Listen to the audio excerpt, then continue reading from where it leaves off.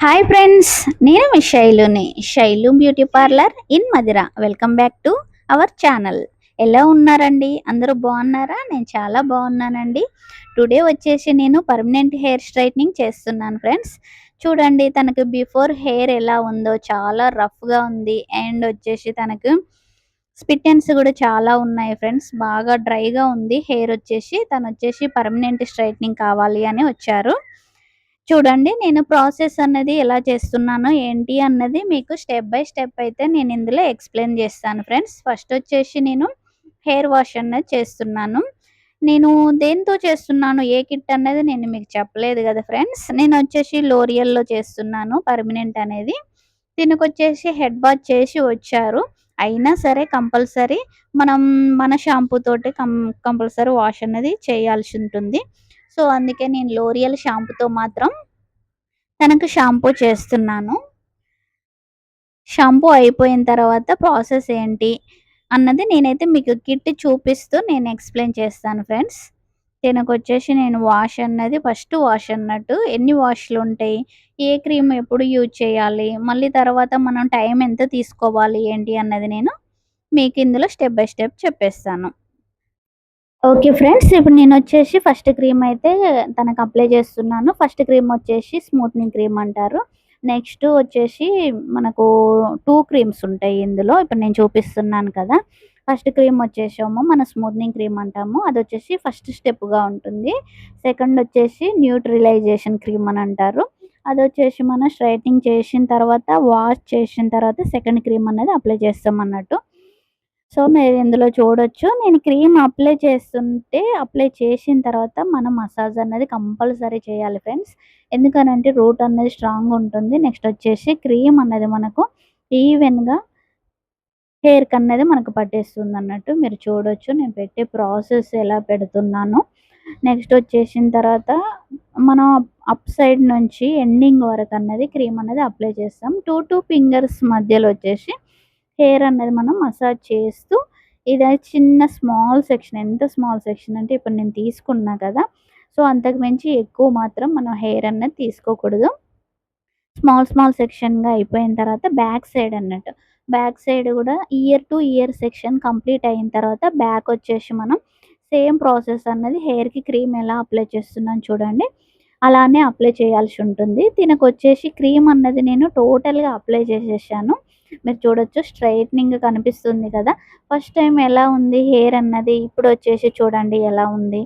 తనకు తనే కనిపిస్తుంది అనంట. తెలుస్తుందక్క నాకు స్ట్రెయిటనింగ్ చేస్తుంటే అని అంటుంది. సో, తనొచ్చేసి అందుకే స్మైల్ ఇస్తున్నారు. చూడండి క్రీమ్ అప్లై చేశాక ఫస్ట్ ఎలా ఉంది మన హెయిర్ కంప్లీట్ అయ్యేసరికి ఎలా ఉంది హెయిర్ అన్నది మనకు తెలుస్తుంది గదా! ఇదొచ్చేసి ఫస్ట్ క్రీమ్ అన్నట్టు నేను అప్లై చేసింది. స్మూత్నింగ్ క్రీమ్ కదా! సో, అలానే ఉంటుంది. ఇదొచ్చేసి మినిమమ్ మనం 30 మినిట్స్ అనేది సోక్ అయ్యి ఉండాలి.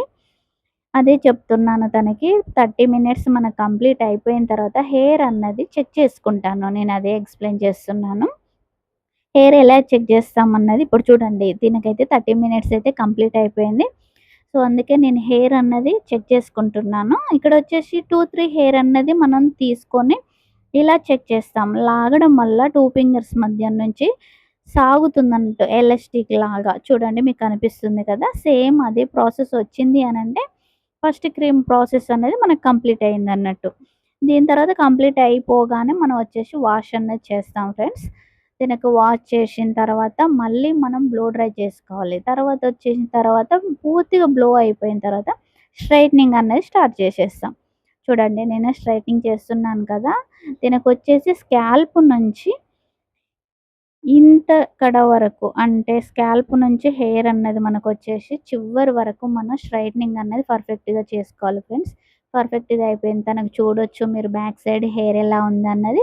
ఇప్పుడు వచ్చేసి నేను సెకండ్ క్రీమ్ అనేది తీసుకుంటున్నాను బౌల్‌లోకి. సెకండ్ క్రీమ్ వచ్చేసి న్యూట్రిలైజేషన్ క్రీమ్ చెప్పాను కదా! స్ట్రెయిటనింగ్ క్రీమ్ అయిపోయిన తర్వాత స్ట్రెయిటనింగ్ చేసేసిన తర్వాత దీనికొచ్చేసి సెకండ్ క్రీమ్ అన్నది అప్లై చేస్తున్నాను. ఫస్ట్ క్రీమ్ వచ్చేసి మనం 30 మినిట్స్ అన్నది ఉంచాం కదా హెయిర్‌కి. ఇప్పుడైతే అవసరం లేదు. మనకు 25 మినిట్స్ సరిపోతుంది. అది హెయిర్ పూర్తిగా మనకు కర్లీ హెయిర్ ఉంది అనంటే మాత్రం ఇంకొంచెం టైం ప్రాసెస్ అన్నది మనకు ఎక్కువ జరుగుతుంది. ఇప్పుడొచ్చేసి అంత అవసరం లేదు తినకి. ఎందుకంటే ఫస్ట్ సిట్టింగ్‌కే మీరు ఫస్ట్ క్రీమ్‌కి ఎలా ఉందన్నది చూడొచ్చు. సెకండ్ క్రీమ్ గూడా నేను అప్లై చేయడం అయితే కంప్లీట్ అయిపోయింది ఫ్రెండ్స్. మీరు చూడొచ్చు. తనకి year to year section and back ఇలా అన్నట్టు మీకు కనిపిస్తుంది కదా! హెయిర్ చివరి వరకు క్రీమ్ అన్నది అప్లై చేసుకొని మనం ఇది ఒక 20 మినిట్స్ ఉంచేసుకోవాలి. నెక్స్ట్ వచ్చేసి వాష్ అన్నది మళ్ళీ మనం ఫస్ట్ ప్రాసెస్‌కి ఎలా కంప్లీట్ చేసుకున్నామో ప్రాసెస్ సేమ్ మొత్తం అలానే చేయాల్సి ఉంటుంది.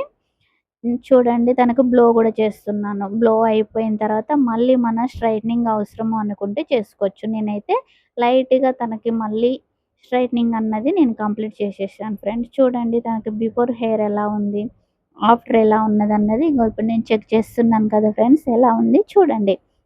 మీకు ఈ వీడియో నచ్చినట్టయితే తప్పకుండా సబ్స్క్రైబ్ చేయండి, లైక్ చేయండి. Okay friends. Bye bye.